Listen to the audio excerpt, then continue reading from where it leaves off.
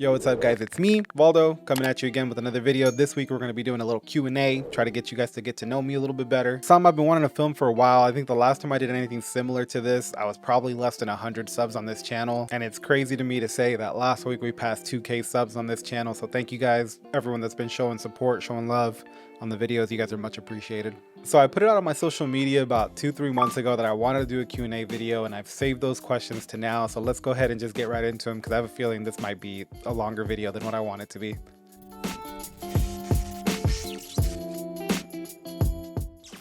Do I have an OnlyFans that you can sub to?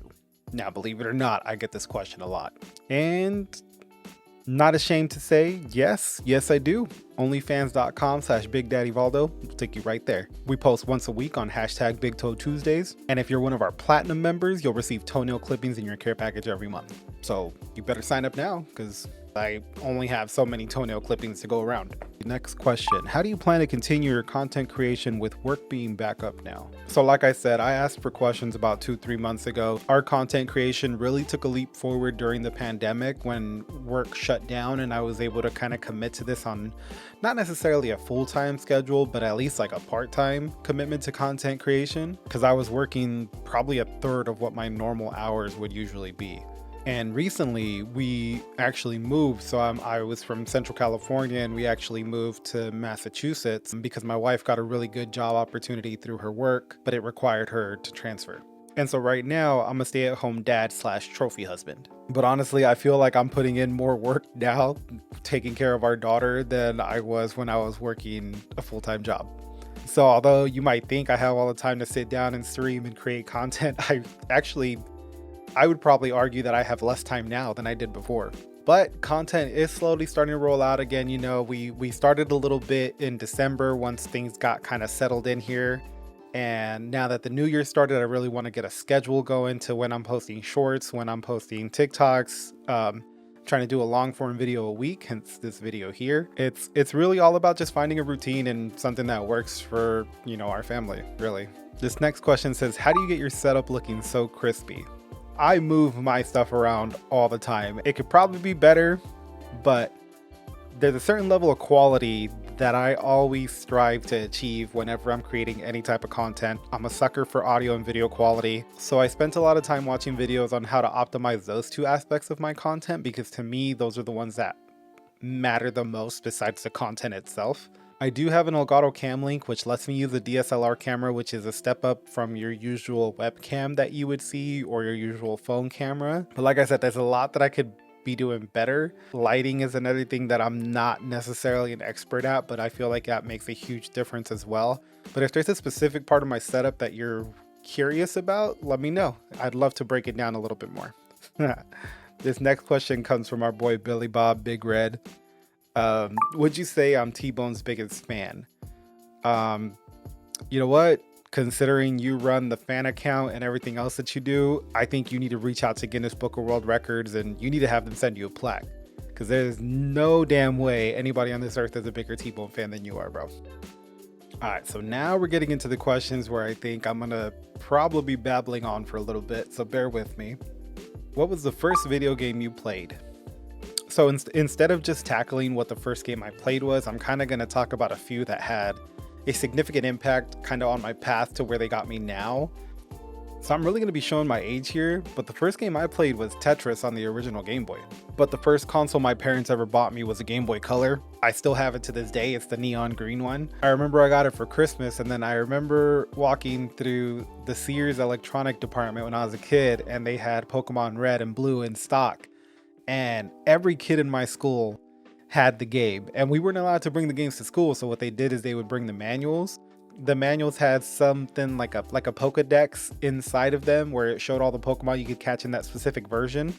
And I almost wanted that more than the game itself, just for the street cred. So when I saw it in stock, I still remember to this day tugging on my mom's jeans like, please buy it for me. Please buy it for me. I need this game. And of course I got blue version because just like today, Charizard is overrated. So, sorry, not sorry.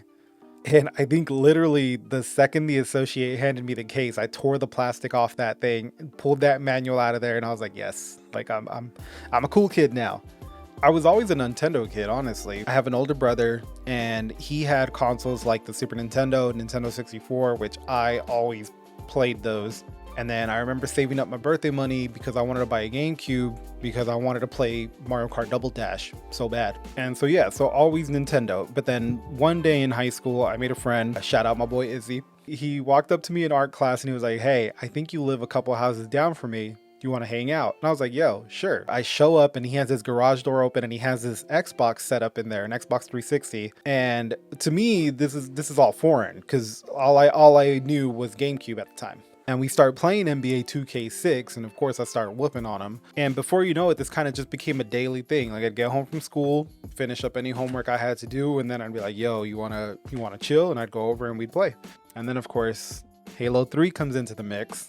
That Christmas, all I wanted was an Xbox 360 so that I could play Halo. We had a couple of friends who had 360 consoles, and what they would do is we would all get together in whatever friend's garage. We would literally all carry a TV and a console into that garage. We would set it up with a LAN switch and we would just play for hours and hours. Only breaks we took in between was when we made pizza runs or gas station runs to go get 12 packs of soda. I did end up getting an Xbox 360 for Christmas that year, and my dad, I don't think he did it on purpose, but he doesn't realize how perfect it was because he actually picked up the green Halo 3 Master Chief Xbox 360 console, which came with Halo 3. And so he set me up. I was set. I loved Halo 3 so much. I kid you not, I wanted to go pro. I followed the competitive scene quite a bit, and back then a lot of it was primarily MLG and game battles. And I wanted to start doing game battles, but when I told my friends at school that I wanted to put a team together, they just laughed at me. Honestly, I'm a little upset that I didn't just say F it and just pursue it myself, because there was a way where you could list yourself as a free agent and teams could contact you and have you try out and things like that. I could have pursued it if I really wanted to, but hey, that's all in the past now. Why did you start streaming? It was pretty much a creative outlet. I've always been somewhat of an artsy, creative person myself, particularly fond of graphic design and things like that. And so I saw an opportunity to kind of let that shine through my streams. I did watch a lot of live streams and gameplay videos on YouTube, and I just remember thinking it was so cool that you got to add that personality behind the gameplay. The first person who really influenced me towards wanting to even dabble in content creation was dashiegames. I was like a little kid on a Saturday morning rushing to the TV because I wanted to see his new episode of Super Mario Maker, where he just got trolled with these insanely difficult levels, and it just gave me something to look forward to. He always had me laughing, and as cheesy as it sounds, I thought, how great would it be if I could be that for people? You know, if people could look forward to hanging out with me in a sense, and me making them laugh, me making their day just a little bit better. Yeah, I know it sounds super cliche, but honestly, that's what it was. All right, next question. What game made you love playing? There's so many, but if I have to pick a game that was almost like the peak of my gaming experience, it would have to be the first time I played the original BioShock. To this day, no other game has given me the same feeling I had when I was playing through that game. It was so dark and just different than what I was used to. It really pushed the boundaries of what a game could do in my opinion in terms of storytelling. Honestly, to this day, it's still my favorite franchise. What are my favorite and least favorite things about the gaming community? So we'll go ahead and start with the least favorite because I don't want to end the video on a negative note, but my least favorite thing has to be the gatekeeping in this community.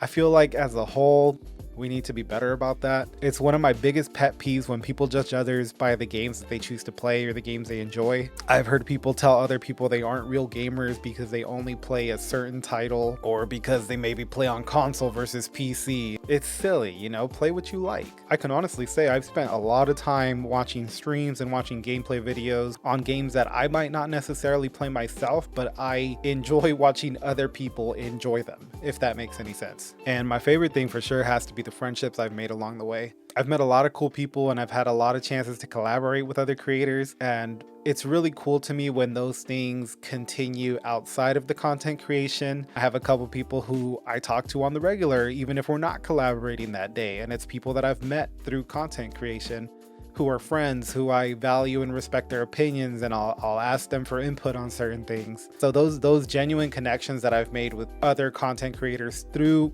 streaming and my content has to be my favorite. Not only that, but I've also been able to reconnect with a lot of old friends through gaming, people that I thought maybe I would never get to talk to again. And it's honestly a really cool feeling that now we're constantly hitting each other up to see what time we're getting on to play. That's going to be it for me today. If you made it this far, I love you. Don't forget to like this video and subscribe to the channel, where I will be posting weekly content, whether that be live streams, long form, or shorts. And if you have any other questions, go ahead and leave them down in the comments below. I may save them for a future Q&A video, or I may just answer them in the form of a short video. Thank you guys for tuning in, and I'll catch you guys in the next one. Peace.